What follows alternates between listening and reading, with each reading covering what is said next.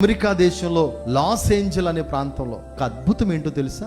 అన్నీ కాలిపోయినాయి, కానీ ఒక నీతిమంతుడి ఇల్లు ఉంది, పక్కన చర్చి ఉంది. ఆ చర్చి కాలేదు, నీతిమంతుడి ఇల్లు కాలేదు. అది చెక్కతో కట్టిందే. 13,000 స్ట్రక్చర్స్ కాలిపోయినాయి, కానీ నా ఇల్లు కాలేదు. నా దేవుడు నన్ను కాపాడాడు, నా కుటుంబ ప్రార్థన, నా బిడ్డల ప్రార్థన దేవుడు విన్నాడని ఆ వ్యక్తి కన్నీటితో దేవునికి స్తోత్రాలు చెప్తున్నాడు. అన్నీ కాలిపోయినప్పుడు మధ్యలో ఒక ఇల్లు మాత్రమే కాలకుండా ఉండడం సాధ్యమంటారా? కానీ నా దేవుడికి సాధ్యమే. అనుకోవచ్చు మేమందరము నరకానికి వెళ్ళిపోతామా, మీరు పరలోకానికి వెళ్తారా అని ఎక్కిరిస్తారు చూసారా?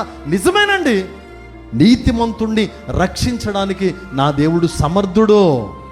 అప్పుడు తెలుస్తుంది ఒక రోజున ఈ భక్తి ఏంటో, ఈ భయం ఏంటో, ఈ నీతి ఏంటో, ఈ యథార్థత ఏంటో. ఒక రోజున కాపాడే రోజున నీ కళ్ళ నుంచి ఆనంద బాష్పాలు వస్తాయి.